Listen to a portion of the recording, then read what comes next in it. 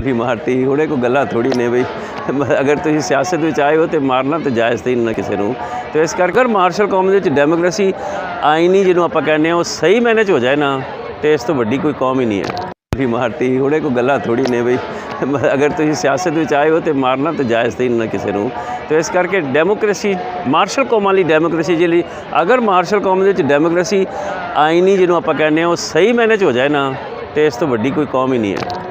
ठीक है, लेकिन मार्शल कौम डेमोक्रेसी बड़ी पसंद करते जो बेहतर है वहाँ वास्ते तुसी इंग्लैंड भी रहे उधर तक जिंदगी देखी वेल कंट्री है तरक्की याफ्ता मुल्क है। जे तो तुसी गल करते हो आर्मी की तो फिर जियाउल हक भी ठीक सन तो मुशर्रफ साहब भी ठीक सन।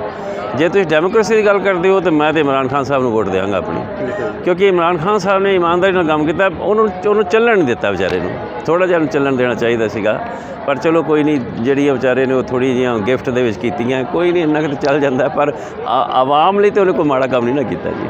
अच्छा तुम समझते हो इमरान खान की हुकूमत ने इंटरफेयर किया गया जिवें इमरान खान कहता अमेरिका ने मेरी हुकूमत सुट्टी है तुम समझते हो 100% एक्चुअली पिछों ताकतां तो होंदियां ने ना।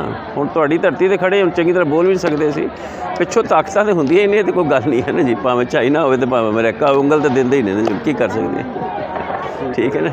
कभी मुलाकात हुई इमरान खान नहीं ख्वाहिश रखते हैं कि मुलाकात हो? डेफिनेटली रखते हैं। इमरान खान साहब ने भी ख्वाहिश रखते हैं, जेडे हुण दे वजीर आला ने उन्होंने भी ख्वाहिश रखते हैं। गल मैं उन्होंने वही कहांगा जी मैं मुशर्रफ साहब ने कही सी, पंजाब पाकिस्तान तो सिगरट बंद करो, ये बड़ी पाक धरती है, ये क्यों पवित्र धरती को आप नशे के पाने। देखो शराब भावें बंद है पर फिर भी चलो कोई गल नहीं, वो कहते मिल जाती है, पर फिर भी कोई गल बंद तक आईनी तौर पर तो बंद है ना, तो सिगरट भी आईनी तौर पर बंद होनी चाहिए मेरा ख्याल है, क्योंकि ख़राब कर रही है सारे साढ़े पाकिस्तानी भरावां नूं। कुछ मैसेज देना चाहते हो साड़ी आवाम ने, कोई पैगाम देना चाहते हो? पैगाम तो बड़ा जी, तुसी अल्लाह वाले बंदे हो, तुहानूं हमेशा अल्लाह खुश रखे।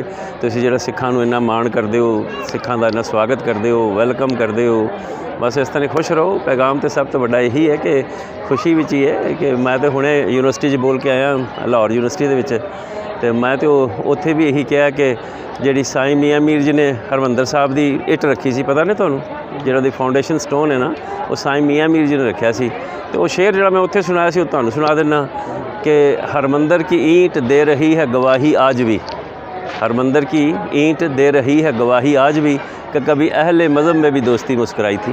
आ जी मज़हबां की दोस्ती बरकरार रखो, एक अल्लाह है एक खुदा है, बस होर की लै जाना। साढ़े तो गुरु ग्रंथ साहब भी लिखा अल्लाह पाकम पाक है, शक करो जी दूसर होए, बाबा कबीर जी की बाणी है। ठीक है ना। मैं सिर्फ इन्हें क्या सीगा, वो मैंने कहते पाकिस्तान की चाहते हो, मैं कहा जी सब कुछ तुसीं कर दिता, हुण मैं की ख्वाहिश रखा। फिर भी कहते कोई ख्वाहिश है तुहाडी, मैं कहा जी यही ख्वाहिश है, बहुत अच्छा तुसीं शराब बंद की हुई है पाकिस्तान से, एक सिगरट भी बंद कर दो। मैं भी बड़ी, मैं कहा बड़ी मार है सच्ची। और जिथे जाओ कल मैं तुहानूं दस्सिया ही सी ना, ननकाना साहब के बाहर पुलिस वाले पीन डे सन सिगरट, मैं उन्होंने वेख्या भी, मैं कहा यार कोई खौफ करो, अल्लाह पाक दी नानक की धरती है, तुसीं इत्थे कहते की करी सदा जी। और जी तलब जी उठती है ना, वो फिर रोक नहीं सकते ना, बड़ी प्रॉब्लम पैंदी है। ठीक है ना।